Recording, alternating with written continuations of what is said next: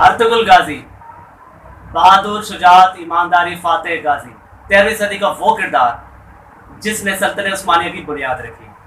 13ویں صدی کے آغاز میں امت مسلمان نازک ترین دور سے گزر رہی تھی، جب چنگیز خان منگول تاتاری فوج کے ہمراہ حملے کر رہے تھے۔ وہ یورپ سے بڑھتے ہوئے وسطی یورپ، سائبیریا اور چین تک جا پہنچے، جہاں انہوں نے تباہی بچائی، ظلم و ستم کی داستانیں رقم کی اور بے شمار ملکوں کو فتح کیا۔ منگولوں نے ظلم و ستم کی ایک ایسی داستان رقم کی جس کی تاریخ میں اور کوئی مثال نہیں ملتی۔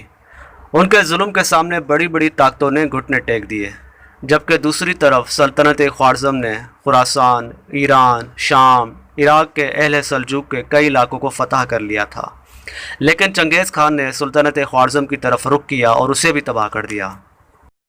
ترک قبائل اس تباہی کے بعد کسی محفوظ جگہ پر ہجرت کرنے لگے۔ ان میں زیادہ تر چرواہے اور کھانا بنوش تھے، جو جہاں بھی زرخیزی اور پانی دیکھتے وہاں اپنا خیمہ لگا لیتے۔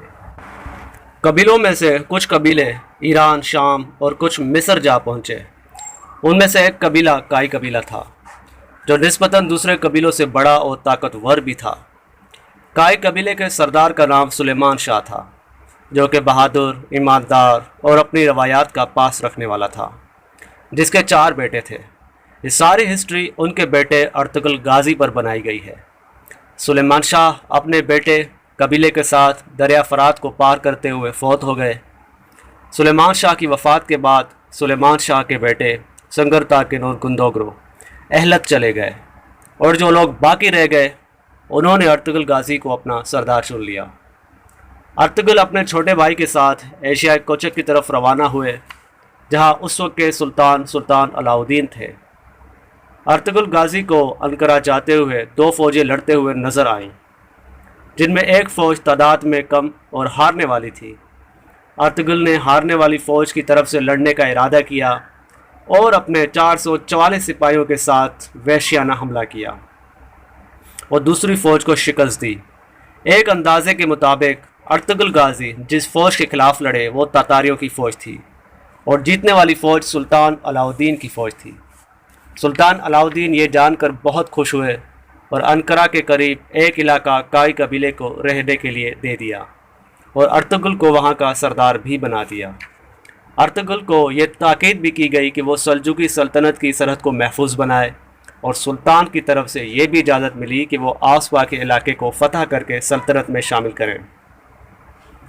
ارطغرل نے ارد گرد کے علاقے کو فتح کیا اور سلطنت میں شامل کر دیا۔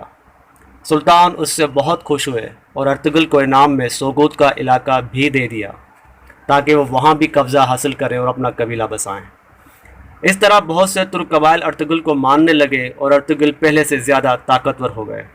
سلطان علاؤدین مزید خوش ہو کر ارطغرل کو مزید انعامات سے نوازا۔ اس کے علاوہ ینیشہر اور سپروسا کے درمیان تاتاریوں اور بازنطینیوں کو شکست بھی دی، جس کے بعد سلطان کی جانب سے وہ علاقہ بھی ارطغرل کو سپرد کر دیا گیا۔ 1288 اور ایک اندازے کے مطابق 1288 میں 90 سال کی عمر میں ارطغرل نے انتقال کیا۔ ان کی زوجہ حلیمہ سلطان سے 3 بیٹے تھے، جن میں سے سب سے چھوٹا بیٹا عثمان تھا۔ ارطغرل کی وفات کے بعد عثمان ان کے رستے پر چلے اور فتوحات کا سلسلہ جاری رکھا۔